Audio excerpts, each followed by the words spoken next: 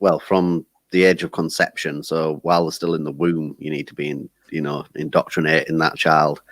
So quite severe on the indoctrination. So early childhood was very very religious orientated. Within Jehovah's Witnesses, there is no there's no associating with the world. So it's very much like a bit more like the Amish in that respect, where you're not allowed friends who aren't Jehovah's Witnesses. Your entire support network is built around the faith, and the congregations of Jehovah's Witnesses. So everything that is built up. Friends, family, people around you are all, thinking the way that you're being taught to think. Right. So that that's quite strict. So early childhood was just filled with having to go to 3 meetings a week, waking up every morning, having to read the Bible, read the publications, doing a lot of study into the into the religion, and learning all of the scripted spiel that you have to read off. When you say reading the Bible and all the I can't remember what you said, the publications, I think, or something, is that like the Watchtower and all that shit? Yeah, so the Watchtower and Awake is what Jehovah's Witnesses, that's what you have to read to the householders and that when you're going about doing the door-to-door work. So that's like the public face of the organization. But then they have other publications such as Examining the Scriptures Daily Book, and then children's books and things as well, which as a child you've got to read through. And the idea of all of that is that you study those every day, every day of your life. And you've got to study that and memorize all of that material. Memorize it. Yeah, they will ask you questions. So the elders will, when you're, especially when you're a child, the elders will, pull you to one side and ask you to, read, ask you questions based on the material that you're meant to be studying. Wow. The idea being that it always has to be in your mind, and you always have to give the correct answers so they can gauge how much into the faith you are. Right. How strong spiritually you are is the way they put it. Okay. So if you don't memorize it, then you're not spiritually strong. And then they would obviously, as a kid, they would probably punish your parents for not, indoctrinating you enough. Unbelievable.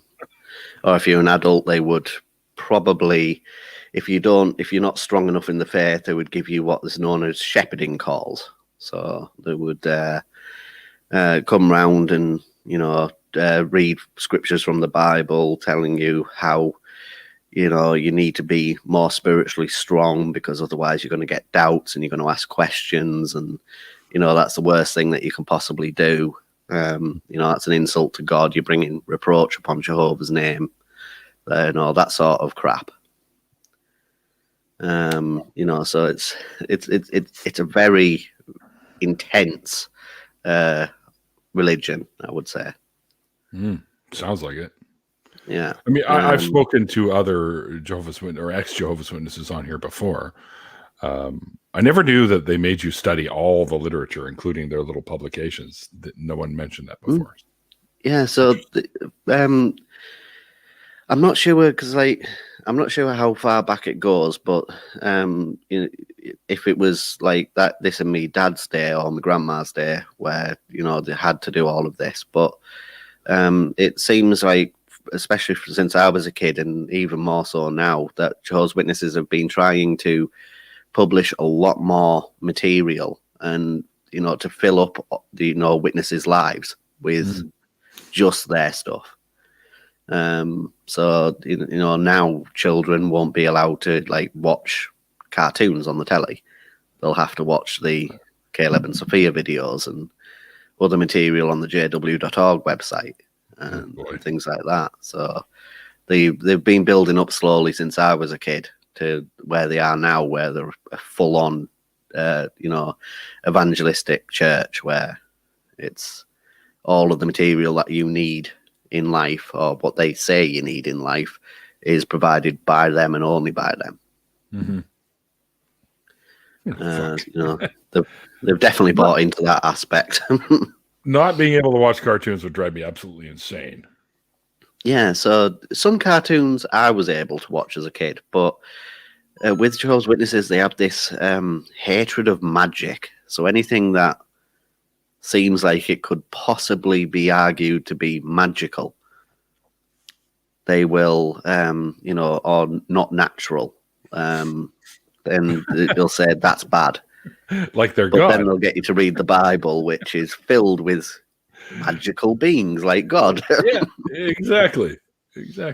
And miracles, which can't possibly be magic. Oh, no, definitely not.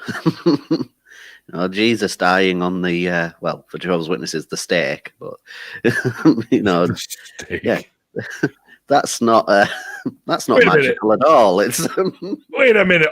Wait, just a second here. In Jehovah's Witness lore, is he a vampire or something?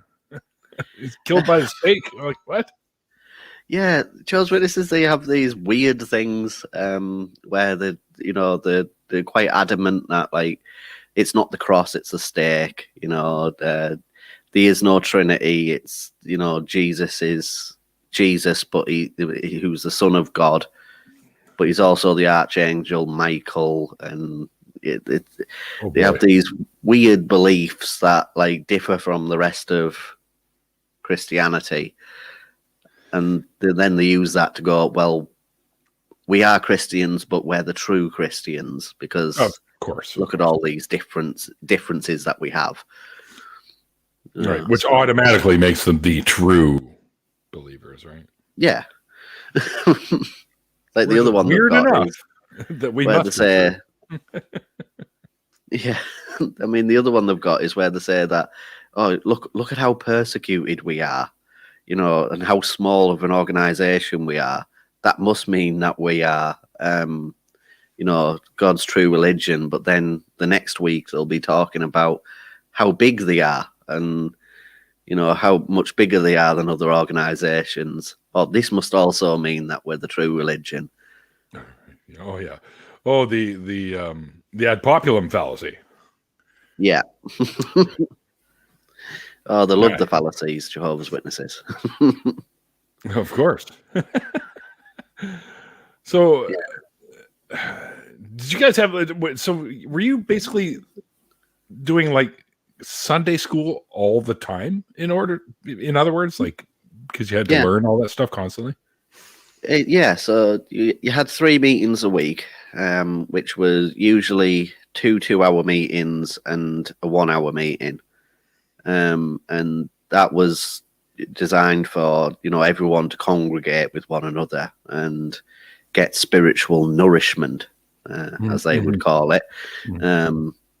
But then you also had you had to do the examining the daily scriptures each morning as you woke up, and then that would be involved with then cross-referencing between different scriptures and things like that to back up what they were trying to tell you. There was then studying the Watchtower for the meeting, so all the material that they had in the meetings, you had to study through that and then cross-reference that with other scriptures, other publications, and everything. And then there was also, because the whole life of Jehovah's Witnesses is all based around the preaching work, having to go out door knocking and things like that. So you spent a lot of your time just studying what you were going to say, how you were going to answer questions, how you were going to guide a conversation with someone. so that you're not having to answer questions that they want to ask you, but you're answering questions that you've made them ask you. There's a lot of that. Directing the conversation, basically. Yeah. Or trying to. Yes. No, I heard doesn't always work. Yeah, no, of course. But I've heard since the COVID thing that they've actually haven't been going door to door, and they've been actually mailing stuff to people. Yeah, I think that's something that's more in America, because over here they don't do that. I think there's laws preventing them from doing that. But okay. Yeah, in America, I've heard they're doing telephone witnessing and mailing. Yeah, telephone. Oh, geez. Yeah, that's a call you don't want to get, isn't it? Quick question from thanks. Thanks, Mikey. Question from my friend Dave. For Borg, are the texts that you mentioned changing over time like other religions, or are they written once and true forever? They are changing. So they will, for example, they brought out a new publication last year, which they actually said when they brought it out, only use this publication on the doorstep. Do not use, I repeat, do not use. That's the words they used.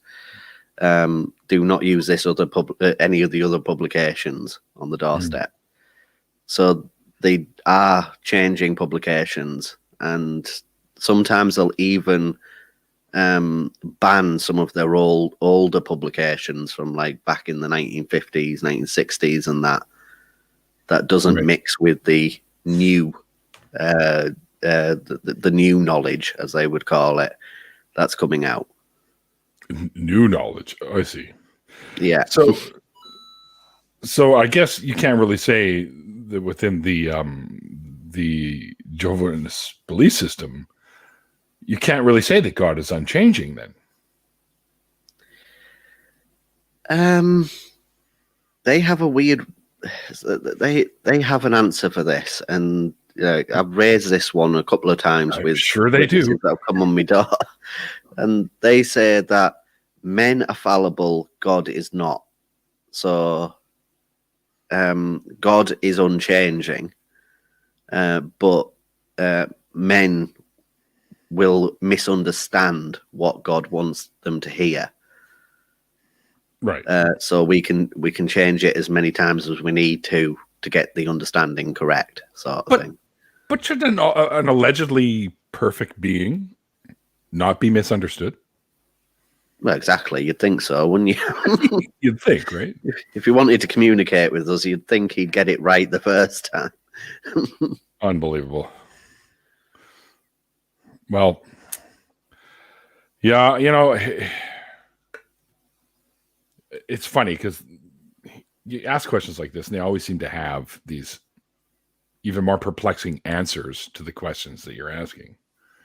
To like right along those lines. Well, shouldn't your perfect being be able to be clear without anyone questioning it? And then, of course, they'll have some ridiculous thing that they say to that. Oh, exactly. But it blows my mind, man. I'm sorry. It always just makes me like, oh man, it's all just nothing but special pleading at this point. So. Oh, definitely. That's what I had to come to realize when I left is it's just it none of it makes any sense. It's filled with contradictions, and you have to actively hold two contradictory beliefs in your head at the same time just to believe it, which is not a way to live. That's true. Nope. Well, all right. So I didn't mean to interrupt you. So carry on. That's all right. Yeah. So that was like the life of a Jehovah's Witness when you're growing up, and that's every aspect of your life. So it is just filled with all of this indoctrination, which is confusing to the young mind. It's not a fun faith to grow up in, with the the strictness of it. Right. And there's a lot of bullying that goes on when you're at school and things like that, because they don't have their own schools. like the Catholics would and things like that. So you're stuck They'll in send you public out. school or something other school, right? Yeah, they'll send you out to public school. And the idea behind it is there's kids in that school whose parents we can't reach in the door-to-door work. So we send our kids out to school so that our kids can preach to their kids. So you're not at school to learn. That's what you're taught when you're when you were a Jehovah's Witness kid. You're not there to learn. You're there to preach. So you've got to take every opportunity to preach to the other children, which is obviously just going to open up a lot of bullying for the Jehovah's Witness kid. Sure, of course. So there's a lot of that, which leads a lot of parents, Jehovah's Witness parents, to take the kids out of school and homeschool them. Not surprising. Yeah, which then you're not learning anything at all. I actually went to school with a couple of Jehovah's Witness kids when I was growing up into elementary school. My friends Mark and Cindy were both Jehovah's Witnesses. They didn't actually do any preaching at school. It may have been a little, because we're talking the 70s too, right? So it may have been a little bit different at that point, right? But I did see them, all their families, Mark and Cindy's families, get together with other families to go and do their shouting out at whatever the bus stops and stuff like that too on the weekends. So maybe that's where they ended up doing that rather than trying to push it on the kids at school, right? Yeah, and I suppose it is different for different Jehovah's Witness. Different Jehovah's Witnesses growing up in the thing, because a lot of it does depend on what congregation you're in, the area you live in, and things like that. And there's a definite hierarchy within Jehovah's Witnesses where it depends what family you belong to as to how indoctrinated you're going to be. Is it like how much pressure? Is like caste-like, or a little bit? So there's certain families that have had more elders, more religious leaders and things come from that family, and had higher positions, will be sort of put up on a pedestal. So like in my family, there was 4 or 5 of my dad, my granddad, my uncles and things. They were all elders or circuit overseers within the organization, which meant that our family was sort of had a lot of power and within the congregations, and there was just so much pressure to follow that path, to have to learn it more than everyone else. You always had to be better than everyone else in the congregation because you had an example to set for everybody else. But at the end of the day, it is just all about power. The higher the position you can get, the more power you have over other people. The more reverence that they're going to give you, and the more that you're going to be able to do to serve the organization. That's what it's all about. Did you ever notice anyone trying to circumvent some of the higher up leaders, like try and make them look bad so they might be able to get the position, something like that, like cheating kind of thing? Or not that I remember. So I always remember it. If there was anyone that did that, they were reproved, which was where you would get a talk on the platform from the current leadership, the elders, and they'd give a talk on the platform and not name the person, but they would talk about what the person's done, and then everyone else would shun that person while they're still in the organization. So and I do remember a few of those talks when I was a kid. So, but as I say, I was a kid and I didn't really know who they were talking about. So I I don't think there was. Well, there might have been people who were doing that, but I didn't see it Nothing that you happening. can remember. Yeah. But I suppose there would be, because it is just trying to move up the ladder and get. Sure. It's like the JW version of Game of Thrones. Yeah.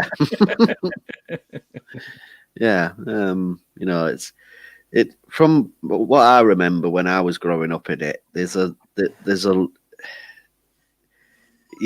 They try to tell you it's all about love. It's all being loving. It's all serving Jehovah and loving your fellow witnesses and that. But I did see a lot of narcissism in the organization. There was a lot of people who loved the power and loved the respect, and that's what they lived for.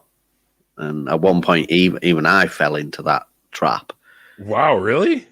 Yeah. So when I was growing up, I was, I don't need to go into it fully, but I was sexually abused within the organization as well. So for about 10 years. And the only escape I had from that was to do more and more work in the organization by getting out of the house and working for Jehovah's Witnesses, and doing that. So I pushed myself a lot more than I really wanted to into the preaching work, into the congregation work, and the more that you do in that respect, the more privileges they will give you, and the more love bombing they'll give you because you're doing more. Right.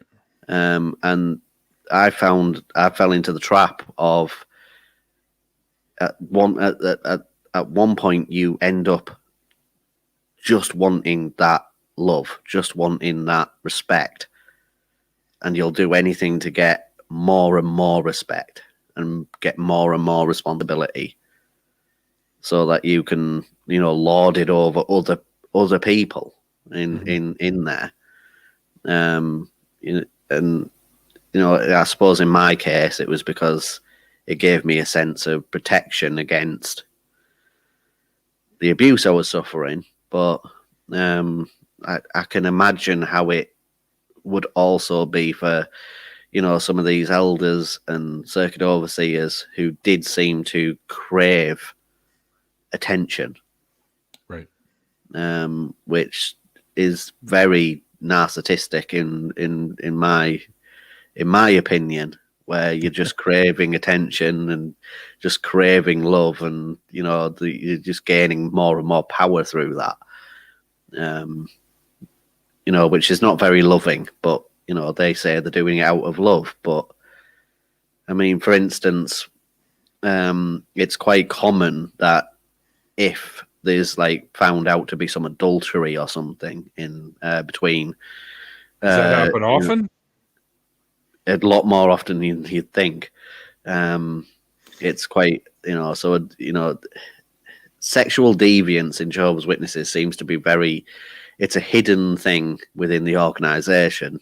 Not many people who are witnesses see it, but it's something that happens a lot. So there's a lot of adultery because you're forced to marry at a very young age usually, and you're usually forced to marry someone that you don't want to be with, or you later realize you don't want to be with, right? And then you're trapped into that marriage. Yeah, because they can't. You're not supposed to do divorce or anything, right?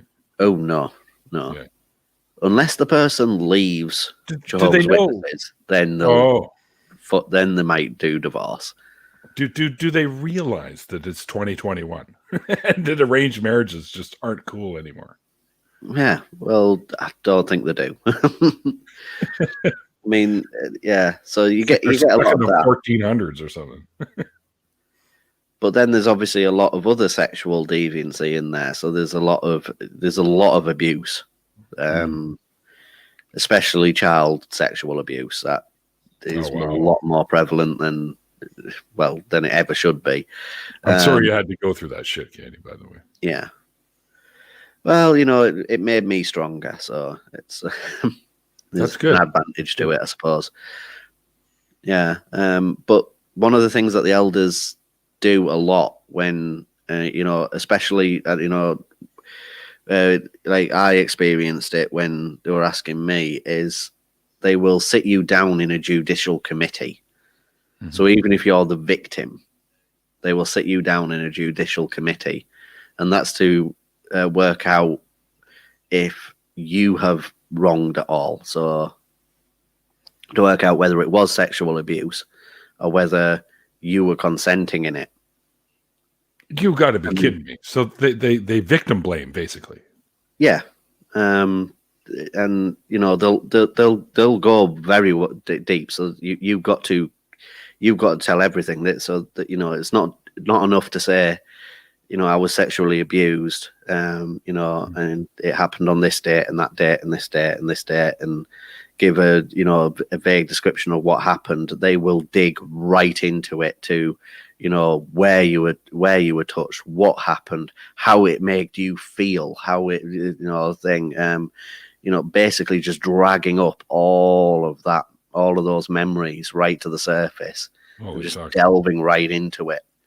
Way more information than need to go into. Yeah, wow. Because you want to go through that again. There was a story I covered on my channel last year, where I was looking at a news article of someone who's actually taking them to court right now, because of this happening and the emotional abuse that it caused, the emotional torment that it caused her afterwards, because they'd sat her down and her rapist had actually recorded, for some reason, the rapes and then provided them to the elders. Recorded them? Yeah. And the elders sat her down, a 15-year-old girl, I'll mention as well, 15-year-old, sat her down in a judicial committee and for 3 hours forced her to listen to the court recordings of the rape.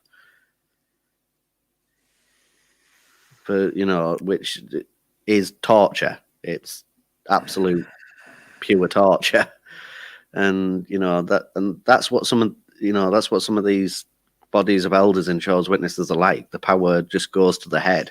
They think they are above the law. Unfucking believable. So they knew that they were going to rape a kid, and they set up a recording device. Who does this? I don't know. I don't know. I don't know if he was, recorded it for pleasure, so he could re-listen to it later on, or if he thought that it might help in, because they've got a rule within Jehovah's Witnesses, so if it doesn't matter what act you commit, what you do, how serious that act is, as long as you are repentant, there's no punishment. Even the victim has to repent. Has to forgive you. So all you have to do is repent, and you've got to be sincere about it. Yeah. People are great actors. So how the hell fuck do you know if someone's being sincere? Yeah, and I think maybe that's why he recorded it, so he could provide that to them, and say, "Look, I repent. Look, I even recorded it, and I'm going to give you the evidence that you need against me." It's the fact that they set it up for recording shows huge intent. So, what do you mean you're repenting? You went out of your way to set up a recorder before you raped somebody. And by the way, let's not forget that in the Bible itself, especially the Old Testament, rape is a crime against the husband, usually in the book, right? It's a property crime. It's not even a crime against another human being, which is unfucking believable in my opinion. But that's just some backwards ass shit right there. And literally my blood is boiling right now, as you can probably tell. But I mean, it's infuriating. Like, oh, so you recorded it for what? Oh my God. Like, yeah, I don't even know what to say at this point. So I'm just going to stew for a minute and let you carry on with the story. Yeah, so that just gives an idea of what Jehovah's Witnesses can be like behind closed doors. It's they put across this thing of love and and everything, but behind closed doors they're very different. When you see the nasty side of the organization, and it all came to a head for me when I was when I was 16. I left the abusive situation that I was in. It was my stepmother who had been abusing me for 10 years. And I left that because I had a mental breakdown at the age of 16. So I went to go and live with my dad. Decided to move me out because he didn't know what was going on. Did you tell him? And he just noticed I was having a mental breakdown, and he didn't have a clue what had been going on at all. So he moved me out to live with my grandma. Did you end up telling him? Yes, but he never believed me. In fact, he's disowned me. Completely disowned me and told me that he now views me as dead. So he just won't even think about the idea. Oh my God, Katie, I'm so sorry that this has happened to you. Yeah, it's a bad situation, but these things can only make you stronger. And that's what I found in life is that you've got to take the bad shit that's happened, and you've got to move on from that and use it as a springboard to to make something of yourself. That's you get some love from the chat too, so thank you. Nobody deserves that shit. Like, and then to have your own flesh and blood as a parental unit, your guardian, to not believe you, reinforce the stepmother, and then disown you. Like, what the fuck? That's a piece of shit human being is what that is, in my opinion. Yeah, my uncle, who isn't the one, like one of the only people in my family who isn't Jehovah's Witnesses, he said exactly the same, and he disowned my dad because of the whole situation. Because he just couldn't understand how anyone in his family could do something like that. And so when I was like 16, I moved out to live with my gran, and that's where my deconversion really started. So it all started with my grandmother, who is still a Jehovah's Witness. She'd obviously seen how bad I was going through a mental breakdown. So she made me go to the elders because she didn't know what had happened, and she didn't want to know what had happened. I told her anyway, but she didn't want to believe me. But she told me to go to the elders anyway, because if something had happened, then they need to know so they can sort it out, not call the police. You mean not sort it out by the sounds of it? Yeah, well, exactly. Well, that's but they think that their rulings is that you tell the elders, and the elders sort it out. The police should never know. What? Doesn't matter how serious a crime it is, the police should never know. In fact, there's actually a rule in their main branch offices where they would tell the elders, it's in their elders book, that the manual that every elder leader in the congregations get, and the rule is if it's sexual abuse or child sexual abuse, you ring up the branch office and ask the branch office for guidance. And if the branch office say ring the police, then ring the police. But the branch office will never say that. It's all dealt with in-house. Because if they did say something like that and the police did come and investigate, the whole fucking organization might be shut down. Exactly. Yeah, so, this is, so what happened with me is I went to the elders. The elders because I'd obviously moved area at this point to live with my gran. So they went and spoke to the elders in the congregation where the abuse happened. They said they were going to conduct an investigation. They came back a few months later. They told me, we have found some irregularities here. We have dealt with the situation appropriately.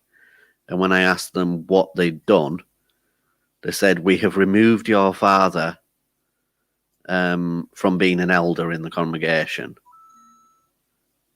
That's it? That was it. Nothing to my stepmother, who was the one who abused. Just removed him from responsibility, and that was it. And he knew nothing about the situation. So I would, obviously I was not happy at that. Tried to appeal it a couple of times, got nowhere. So I decided to go to the police. Oh, you did finally. Yeah. Once I'd come out of my mental breakdown, I'd started speaking to a therapist, and the therapist, behind the backs of Jehovah's Witnesses, and the therapist said, you need to speak to the police. That's that's the only way out of this. You have to contact the police. So I did. And they started investigating, and that's when the whole organization of Jehovah's Witnesses just turned on me, and I saw the nasty side of Jehovah's Witnesses. Wow. When you say that, what kind of things did they end up trying to do to you, or did do to you? Well, at this point, I moved out of my grandmother's house, and I was living. I was couch surfing with a friend from college. I've been there. Some of the best times of my life, actually. yeah, I agree. So are mine. Yeah, so I was couch surfing there, and that's when I got a knock one night on the door. This was like 11 o'clock and midnight sort of time. And it was 3 Jehovah's Witness elders at the door. And they asked me to step outside and walk away from the house with them so we could go and have a chat at the end of the street. And I was like, fair dues, I don't want any of this to come down on. I don't want the people I'm living with to hear any of this, so I'll just walk with them. We got to the end of the street, and they grabbed hold of me and dragged me a couple of streets away where they had parked up their car, chucked me into the back of the car, and drove me to a secluded area where they then all huddled around me and started pulling out files and shit from the briefcases and showing me that they had me followed for 3 months. Jehovah's Witnesses had been following me about, taking pictures and investigating, and they then pulled out, they'd hacked into my phone records, hacked into my internet records, hacked into all of my personal data and everything. And they then pulled out another file, and they said, this is how we're going to kick you out of this organization. And I was like, please do. What have you got in there, like? And they said, well, this is to discredit you. We're going to destroy you. So no, your word means nothing. And they pulled out a thing where they showed me that they had created an online profile for me with all of my personal data and pictures, and they'd set me up as a online sex worker. What? Yeah, set me up as an online sex worker online, and said no one's going to believe you now within this organization because you're just a deviant sexual predator, and so we're going to disfellowship you on the grounds of and on the grounds of homosexuality, adultery.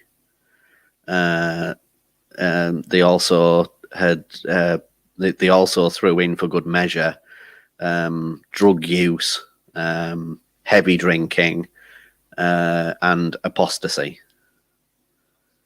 They're going to disfellowship you, but you're an apostate. How the fuck does that work? Well, this is at this point I hadn't been questioning the faith, but I hadn't had chance to. But right. they said that I would been online, looking at apostate channels and spreading bad words about Jehovah's Witnesses, bringing reproach upon Jehovah's name. Later, when I think back at the timing, this all started when I contacted the police. Mm-hmm. So somebody told them I was contacting the police, and that's when they decided to turn on me and just discredit me and make me look like a fool. The police did investigate. The police came back to me and said that they had found evidence of sexual abuse, and they had arrested her and interrogated her for, I think she was in a cell being interrogated for about a week. Wow. People had come forward, but then all of a sudden, all of the people that had come forward to witness changed their mind and said no, we're not going to come forward anymore, and backed out. So there was no evidence in court.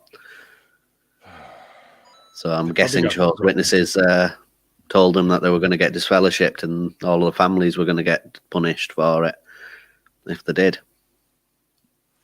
Yep, no doubt. They were probably threatened. Exactly. So that's how that went, and but obviously that helped me in a sense, because there was no way I was going back to that faith. I still had beliefs in Jehovah and all of that and everything, but there was no way I was going to go back to the religion after they'd done that to me. Right. So it plonked me out into the middle of the world where I had no support networks, no family, no help of any kind. I didn't. I had a couple of acquaintances that I'd been couch surfing with from college, but they weren't really true friends. They were just people who were willing to help me out in the really tough situation. So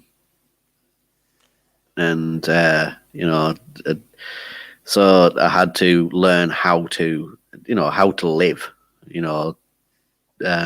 from that point on, and whilst also deconverting from a very heavily indoctrinated faith,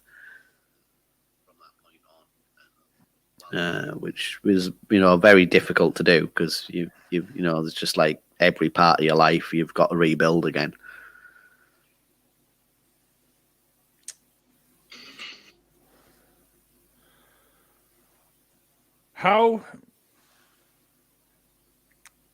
So how did your family, other than like your stepmom and your dad and whatnot, like I'm assuming your grandma probably found out about this because you were living with her, I think, when this started, right? Or right after this.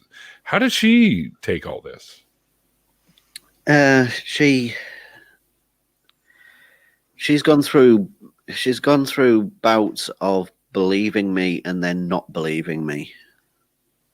Really? So when I was living with her, she would sometimes she'd act like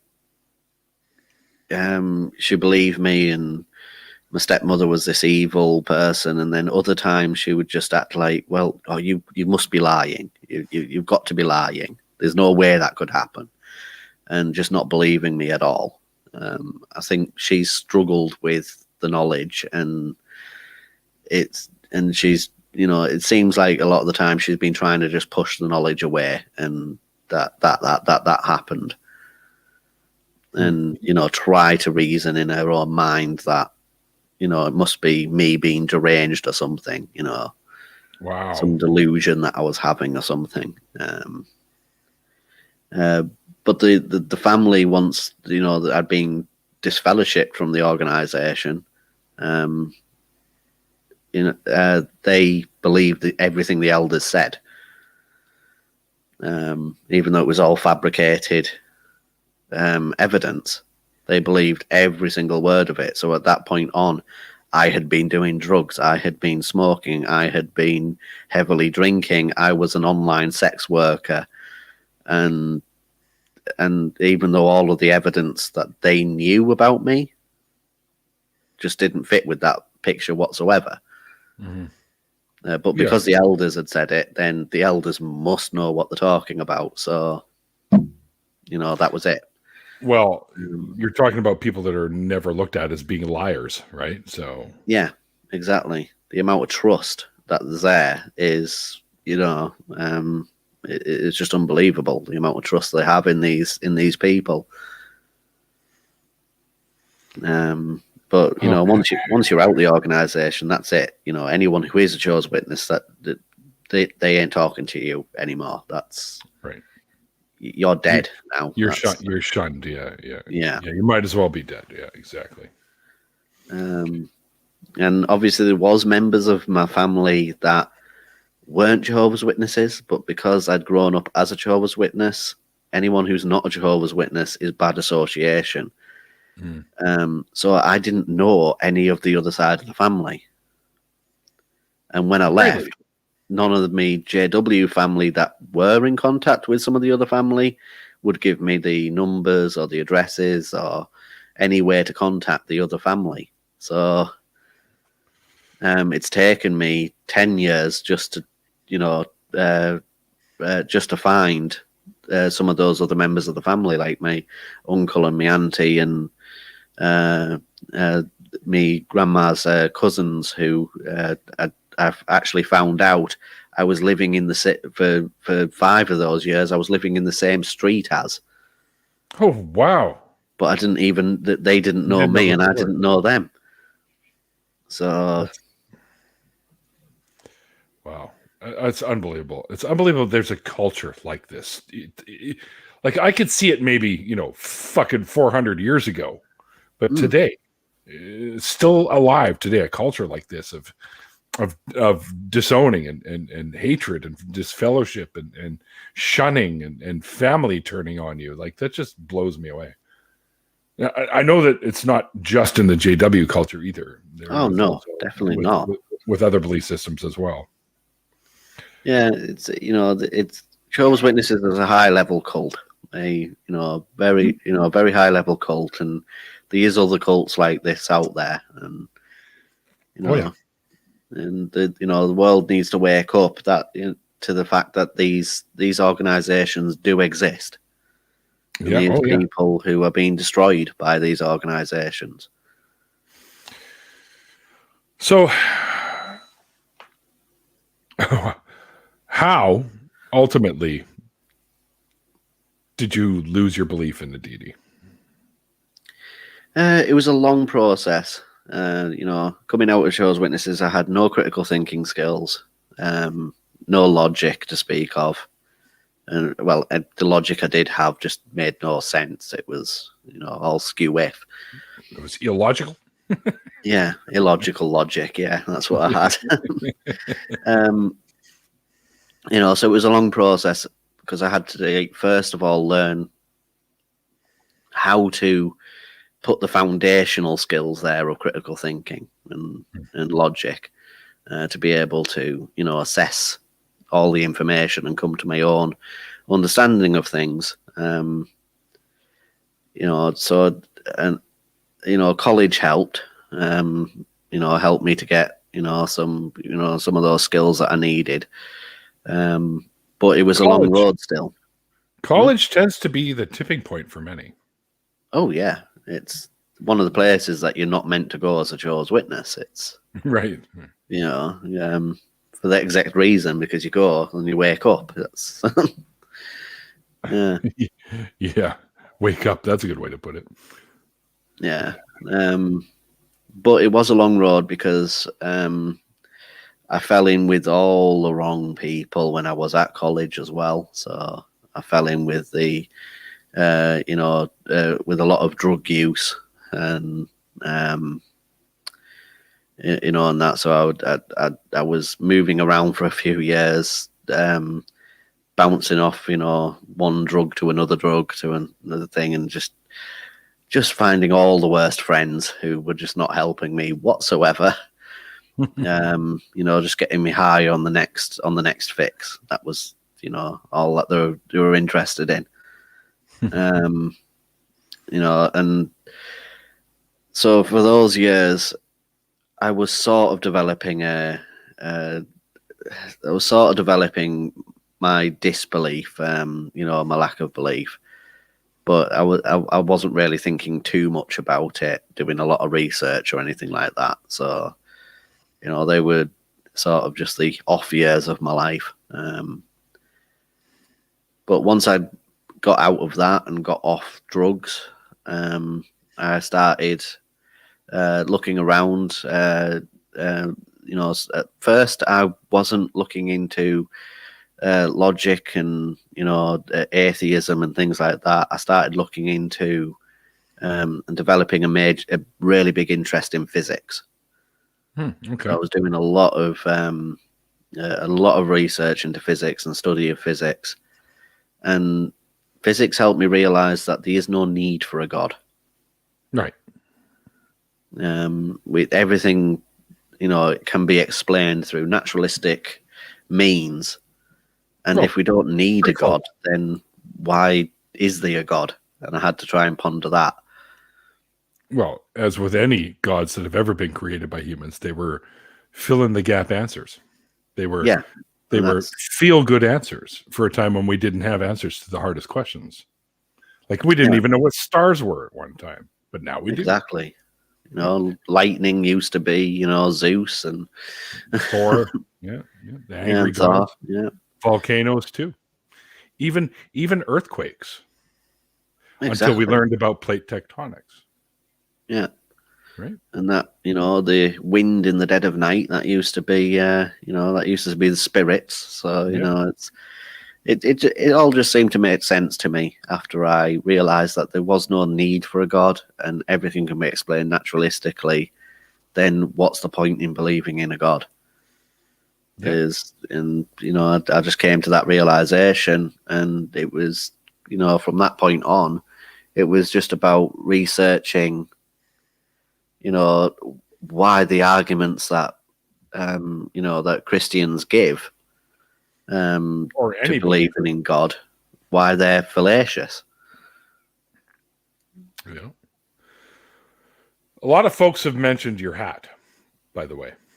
Matt. A lot of fans of that hat. Is there any history behind that? No, it's just actually, it's like it's a steampunk hat, and it reminds me of the days when I first left Jehovah's Witnesses. Okay. I went through a phase of I went through a gothic phase where I was extremely gothic, and wearing steampunk hats and that just reminds me of those days. Reminds me of the hard period in life where I was being shunned and I had no support or any way of thinking that I could survive into the future. Mm-hmm. It was a very suicidal point in my life, so it sort of just reminds me that I'm here now. I got through it. I'm strong. Right. A lot of people have things to say, and I'm going to tell these folks, we are kind of running out of time for the hour, but we're doing an after party. So if you have questions for Katie, you can ask them in the after party. Okay, Randolph. Besides Randolph, I keep telling people if they want questions asked, they should do it via super chats, because that way I'll actually notice them. Because I'm not constantly looking at the chat, right? So when something colorful colourful comes up, I go, oh, hey, look, oh, it's a question. And then I can ask it. It's not because I'm looking for, because it could be like 50-cent super chat for all I care. It's just so I notice it. It's more about what it is. But Katie, I'm going to bring Mr. Mikey Famine in here for the last few minutes. Okay. Howdy. Hello. What, Mikey? I want to know what's your take on what we just heard. I am fucking fuming right now. I am so mad. And Katie, you beautiful, beautiful little piece of human, you. I'm glad to have met you, and I'm glad that you made it out of that and you survived. Thank you. Please, stronger too. Please just punch. Please just punch. Like I was like, okay, I'll think of some good questions to ask for like the. I'm still mad. Like I want to hit something. Like I'm pissed. Yeah. Because that's some fucking crime boss shit. Yeah. Where they fucking bring you into a fucking back room and well, no one's ever gonna believe you because I got all this corroborating evidence. Like, what the fuck is this? Where's that in the fucking whatever the fucking Jehovah's Witness book is called? Where's that? Where you just fucking dig up dirt and lie about people and fucking frame them for bullshit. That's how they operate, man. That's what fucking chapter and verse operandi. is that? Fucking hell. Yeah. So my main question, whenever I talk to someone who's Jehovah's Witness, did they have an answer for how everyone was going to fit into heaven, or all the Jehovah's Witnesses were going to fit into heaven? Because wasn't there like a specific number of how many could go? Yeah, 144,000 is what they believe will go to heaven, and then everyone else is going to be on a paradise earth. Oh, so you could still you'd still be cool if you just went to the paradise earth then. Yeah, if you're willing to throw away all critical thinking skills and and worship an evil deity for the rest of your life, then all of eternity, then yeah, then you're all good. And then I am not super well versed on all the verbiage. What exactly does like disfellowship mean? Does that mean like it sounds like it's more serious than you can't come to our church anymore and we're not hanging out with you and you can't come to the cookout? Like it sounds out of the club is what that means. Right. Yeah. But it seems like it's something but go ahead. They won't look at you. They won't talk to you. They won't nothing. Yeah. It's like you became a ghost, like you don't exist. Yeah. They are taught to treat but they don't believe in ghosts. People as if you're dead. Do they believe in disfellowships? Like instead of ghosts and spirits, they just believe in disfellowship JWs. So I guess the reason why that works for them is because their first rule is they make you discommunicate from everybody in the first place, so that you only have them. So then they can hold that over you in case they want to, I don't know, pressure you into doing a bunch of bullshit. Yeah, I mean, if you're having questions or doubts when you're a Jehovah's Witness and you're thinking of leaving, that is just like you can't imagine life on the other side. You don't think life on the other side is possible. Everyone who's not a Jehovah's Witness, you've been taught, is evil, and Satan worshippers, and are all mentally diseased. So you don't see that there is any life on the other side. Wow. So it is a massive pushback to keep you in the organization. That is fucked. Blows me away. That is fucked. I'm still mad. I'm fucking mad. I'm mad. I saw Neil. As soon as I saw Neil's eyes light up, I was like, oh, hold on. He can barely even see me, but I know he can feel my anger through the green screen. Oh. All right. That's all I had. Yeah. Katie, no one should have ever gone through what you went through. So my heart goes out to you, my friend. And thank you. You do have family, just so you know. And multiple people mentioned that over in the chat too, by the way. There is family here. So myself included, and anytime you need someone just to talk to, if it's just, you just fucking text me or something, message me something. And I know we're kind of on an 8-hour difference, which is, But you seem to be up at a time where it's evening for me. So, I to be up at a time where it's evening for me. So, yeah, because of me doing my YouTube channel, the majority of the viewers are all American. So, I try to be up for when my viewers are awake. So, excellent. That's always good, because if most of them are coming from a place where it's still early, I guess you just sort of turn your clock around and become a night owl, which I used to be for many years. I am to this day. My job is furious about it, but yeah. Oh, and Klaus who's in the chat a day ahead of us. Klaus is always constantly in the future, but he's from Australia, so which doesn't exist. It's not even a real place.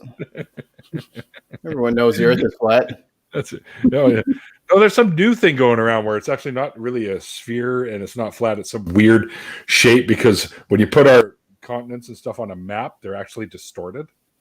So some guy figured it out, and he's got this weird ass looking shape to make the continents look like what they're supposed to look like, I guess. I don't know. It's bizarre. My roommate said, real hard. Yeah, someone's trying something, that's for sure. Whatever it is, I want some. Yeah, pass. Damn it. You're just puffing away yourself. Yeah. Two puffs and then pass it. Damn. Puff, pass. That's Dutch it to the left-hand side. God damn it. Pass the Dutch it on the left-hand side. That actually came on the radio the other day. I was like, what? It's a brave new world, Neil. It's a brave new world.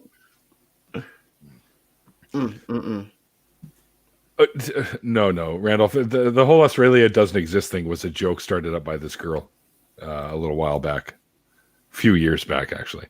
It was just a joke to begin with. It's not a flat earther thing. Anyway, Katie, thank you for sharing the story with. I know it's probably not an easy one to talk about, but thank you for coming on and sharing. Because I'm sure, thank you for having me on. It's been a pleasure. We will be doing an after party. You could probably stick around for a little bit longer. Yeah, of course I can. Okay, excellent.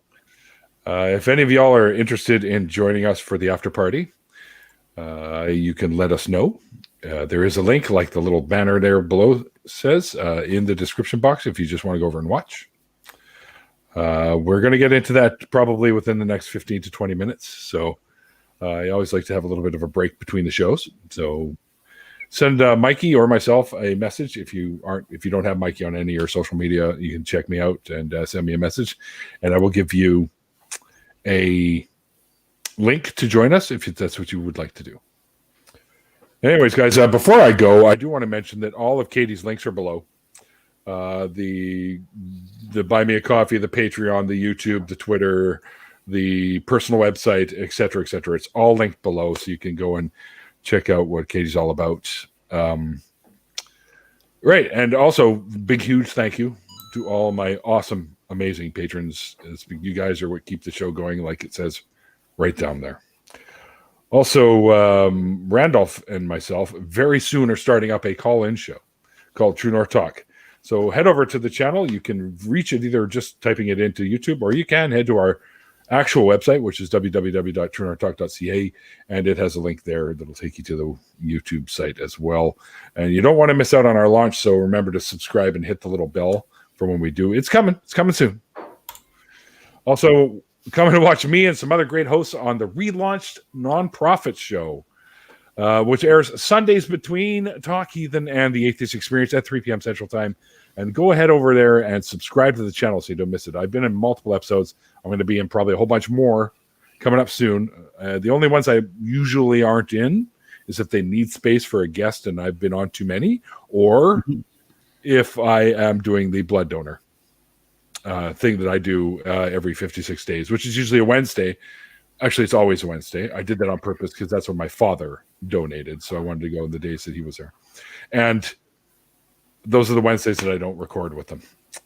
So anyways, also the last Saturday of every month at 2 p.m. Pacific Time, watch Andy and Seamus and myself on Atheists Drinking Out Loud over on the Laughing in Disbelief channel, which is Andy Hall's channel. And Seamus is also one of the members of the Free Thought Prophets who do a show at least I think once a week or so. And I've been on their show a couple times. They're great guys, Seamus and John. So definitely go check out their channels. Anyways, guys, so like I always say at the end of the interviews, like the late great Christopher Hitchens once said, you know what? Hang on. You know what I didn't mention, Mikey? The bin podcast. That's your bin. That's what you do, right? Yeah. You do something like that, right? Yeah. Thursdays, 2 p.m. Central, me and 4 wankers from all across the world, wrapping up the week's politics and social issues and generally making fun of each other. It's like the BBC with dick jokes. Well, there you have it. Can't get more descriptive than that, can you? All right. So you got the banner? All right. Yep. So like I always say at the end of the interviews, guys, like the late, great Christopher Hitchens once said, oh, by the way, folks in the chat, thanks for hanging out with us. And like the late, great Christopher Hitchens once said, it's called faith because it's not knowledge. And we'll see you guys next time.